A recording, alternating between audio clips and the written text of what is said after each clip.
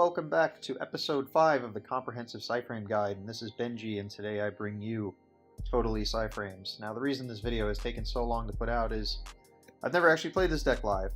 This is a theoretical deck that me and my brother were working on. I put it together, I built it, I was fiddling with it online for a couple of days.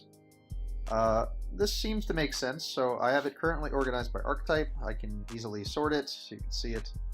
The way to look on your YGO Pro. I'll explain what's in here, why it's in here, and maybe you'll give it a shot or find a better variation. Alright, so the Psy-Frame engine, triple driver, one multi-threader, triple delta, triple gamma, double beta, and triple alpha. Now I've always thought that triple beta isn't really necessary. Your alpha can get your beta if you need it. And if you're like me and play second, you can't get killed on your first turn, so you are going to probably only search beta when you need it, and you don't need to open it quite so much. So that's why I do this. Obviously make changes if you feel necessary. Since this is more of a Psy-Frame deck than the other versions, play triple field spell and triple pseudo terraforming. This is a little better than terraforming because it combos with evenly matched. I'll discuss that when I get there, but I'm pretty sure I've mentioned it in previous videos. Additionally, it's better off if you do go first. Setting this is better than playing terraforming and telling your opponent you have a field spell. This essentially makes them have to guess.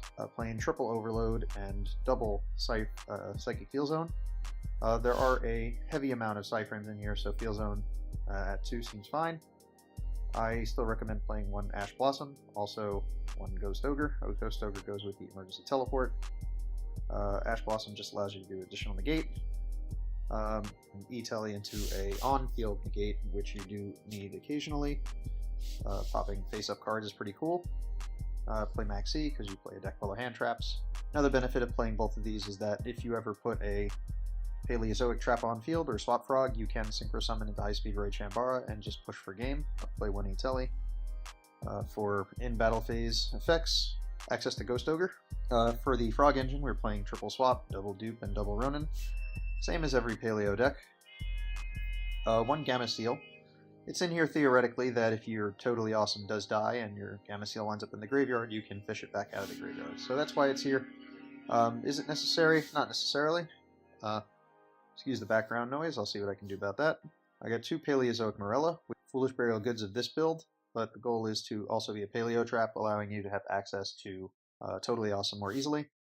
We play 2, oh god, I'm going to butcher this name, Lean Chiolia.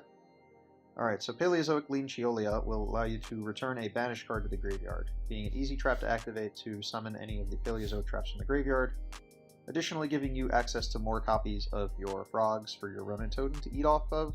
Also, it can put back your opponent's card that you use, that you Omega. So it's pretty cool. We play triple Oleanoidus, mostly because it is the most generic playable Paleozoic that you can play besides Morella. Morella can also send Psy-Frame Overload, which will help you get access to some cards, although it's not as fast as Foolish Burial Goods. Then we play the Spellbook engine, because we want to be able to special summon on our turn and do more plays after we draw cards, so it's better than Card D. We're playing 2 Spellbook Magician of Prophecy, triple Spellbook of Secrets, double Spellbook of Knowledge. And because Toadally Awesome recovers a water monster when it goes to the graveyard, you can use it to recover Spellbook Magician of Prophecy if you draw into an extra Spellbook of Knowledge to continue drawing cards. We play triple Pot of Desires, because this deck is all about having advantage. It doesn't matter what really gets banished, you play triple drivers, so your odds of that happening are pretty low. The frogs getting banished, I guess, is the worst thing that can happen, but it's not that awful. Playing 2 copies of Evenly Matched, because this is not a card you want to see all the time, but you definitely want to see it when you're going second, so I like it at 2. I play 1 copy of Glow Up Bulb in most builds of Psy-Frames because I like to sync my Zeta into Omega or Crystal Wing and have the option to do so, so I like to play this at 1. And because I did manage to get this deck up to 60 cards, it is a That Grass is Greener build, but it doesn't really matter. There are about 12 cards in this deck that you want in your graveyard, your Paleos, your Psy-Frame Overloads, and your Ronin Totems along with other frogs.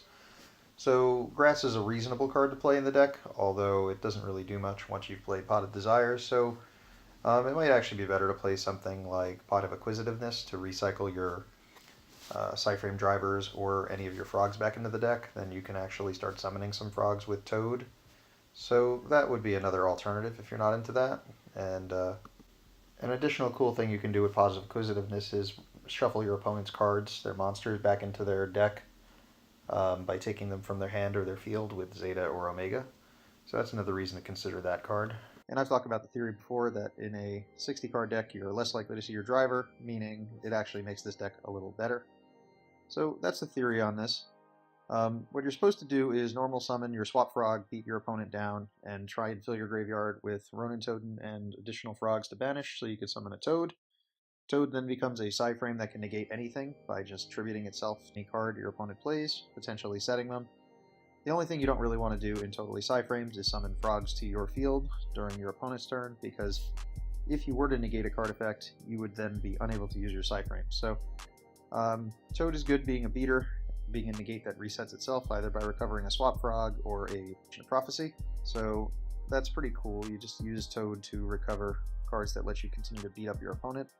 And because this isn't really a frog deck, you're probably not going to need all three frogs, but all three toads, but you do your best. Synchros. We have one Vermilion Dragon Mech. This will also kind of act as a toad. It lets you do pops on your turn, and then when it dies, you recover a Psy-Frame. It's pretty cool. Play one Crystal Wing Synchro Dragon to go with my Totally Awesome and Emergency Teleport. Triple Psy-Frame Overload Omega.